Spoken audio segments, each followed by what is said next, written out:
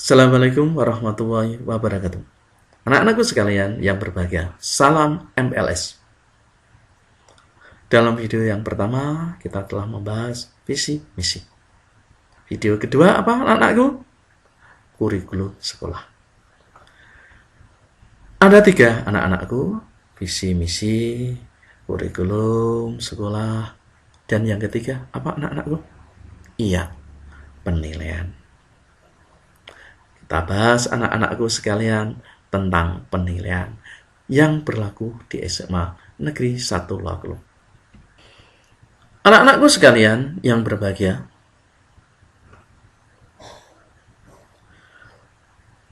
dalam penilaian, setiap guru selama mengajar, mengakhiri pelajaran, selalu mengambil penilaian.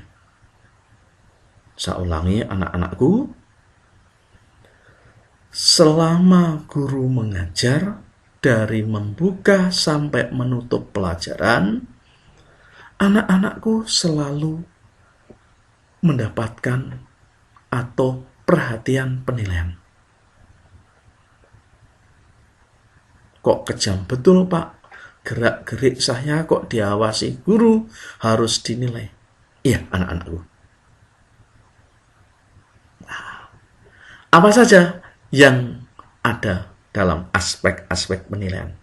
Anak-anakku sekalian, ada 3 aspek penilaian. Yang pertama, aspek sikap. Saya ulangi, 1, aspek sikap. Anak-anakku sekalian, aspek sikap inilah anak-anakku dituntut untuk 1, antusias, disiplin, bekerja sama dengan temannya, bergotong royong, selalu ingat kepada Allah atau Tuhan. Inilah yang harus diamati oleh seluruh guru dalam pertemuan dengan anak-anak.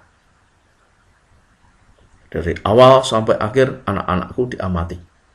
Inilah meliputi aspek sikap. Aspek sikap spiritual dan sikap sosial. Kita berhubungan dengan teman, berhubungan dengan guru, maka termasuk sikap sosial.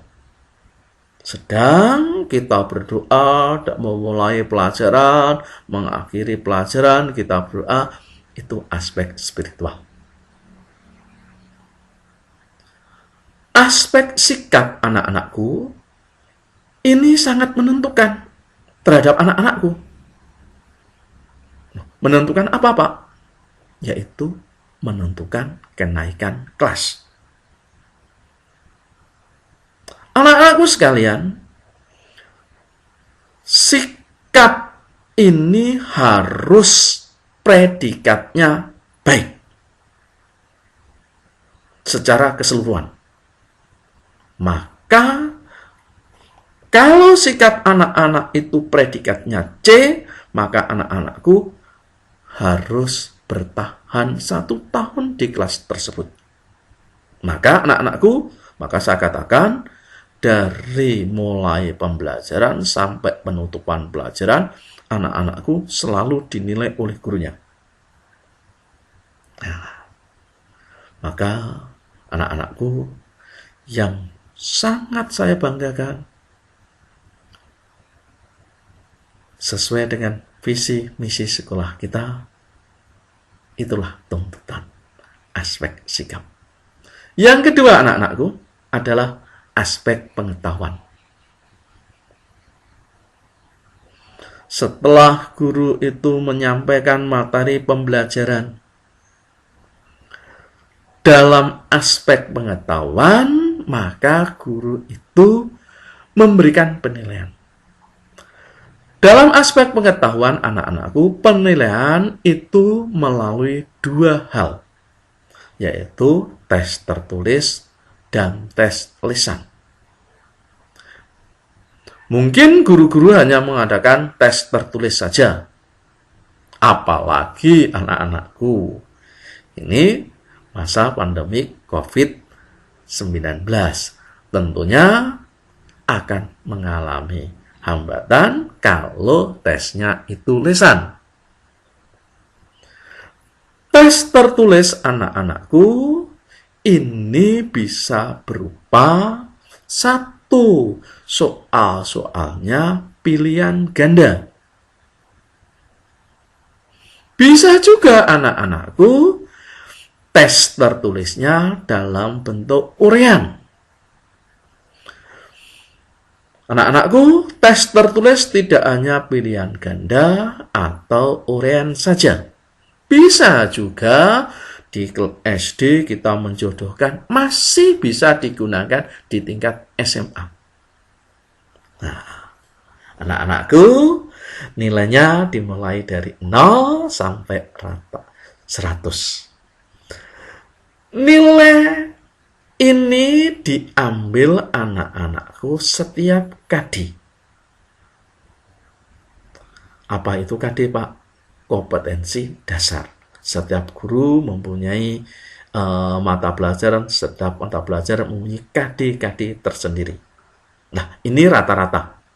Jadi misalnya KD 3.1 mengadakan tes 2 kali, maka rata-rata anak-anakku. Kalau tes pertama itu nilainya 70, tes kedua 90, maka rata-rata menjadi nilainya 80. Ini anak-anakku. Yang ketiga anak-anakku, aspek keterampilan.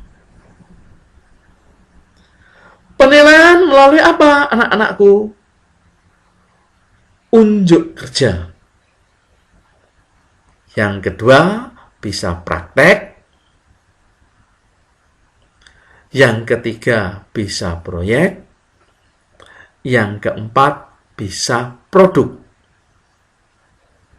Atau yang sering digunakan adalah portofolio anak-anakku.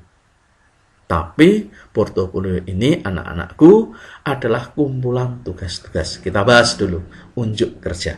Nah, kalau mata pelajaran itu tidak bisa praktek, maka bisa menggunakan unjuk kerja. Misalnya, bahasa Indonesia, anak-anakku suruh membaca puisi.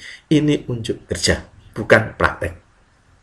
Tetapi anak-anakku kalau ikut pelajaran kimia, masuk ke lab, disuruh mencampur larutan A ditambah larutan B, maka ini termasuk praktek.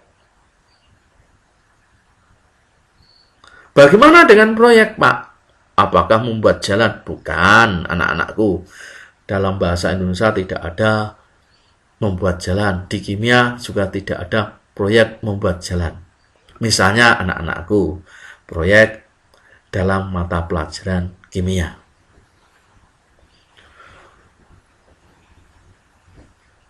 Membuktikan hukum kesetimbangan. Apa hukum kesetimbangan? Nanti akan ketemu. Karena di MIPA maupun di IPS akan ketemu kimia.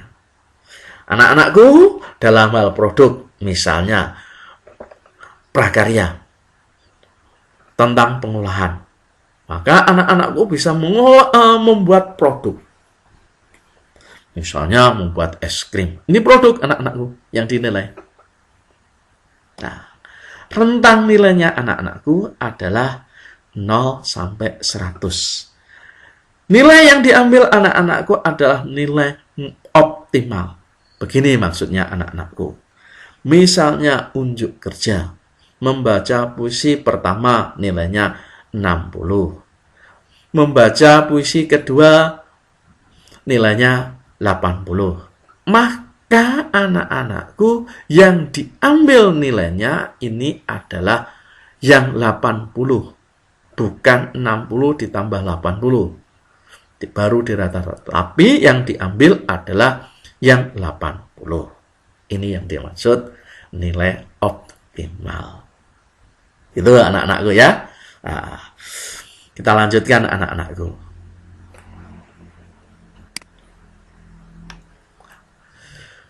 Dalam penilaian ada wewenangnya anak-anakku. Observasi, setiap guru ketemu dengan anak-anakku selalu observasi, mengamati anak-anakku sekalian.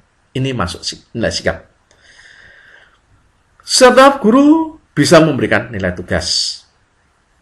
Setiap guru di akhir semester harus mengadakan ulangan semester. Tetapi sebelumnya harus ada ulangan harian-harian. Demikian juga anak-anakku, di akhir tahun anak-anakku harus ketemu ulangan akhir tahun. Nah, nilai-nilai ini dilaksanakan guru dan sekolah. Tidak hanya ini aja anak-anakku, ada kadang-kadang nanti di semester ganjil ada yang namanya ulangan tengah semester.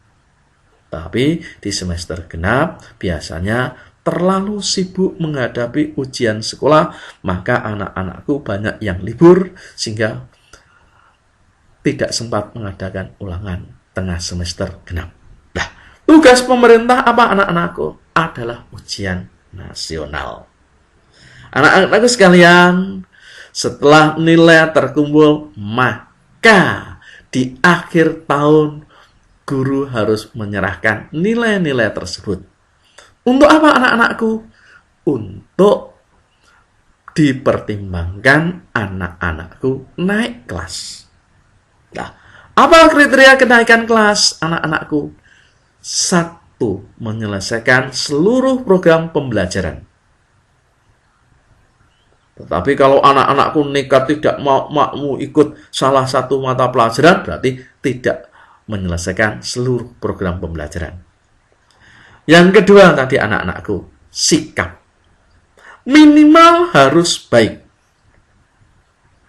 Tentang pengetahuan dan keterampilan, boleh kurang dari 2 nilainya yang tidak tuntas.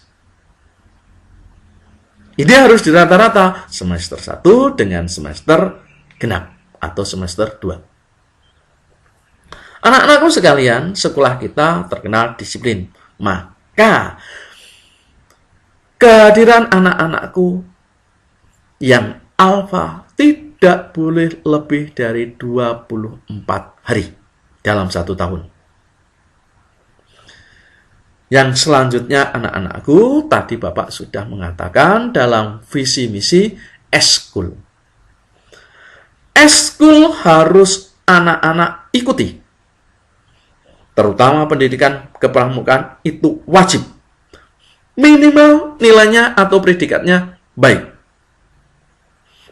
Di samping 1 eskul yang lain. Itu sudah cukup anak-anakku. Syukur-syukur anak-anakku ada yang bisa mengikuti eskul 3 eskul. Itu lebih baik. Nah, anak-anakku sekalian, itu kriteria kenaikan kelas. Hanya sampai ini anak-anakku tentang penilaian dan kriteria kenaikan kelas. Saya akhiri. Wassalamualaikum warahmatullahi wabarakatuh.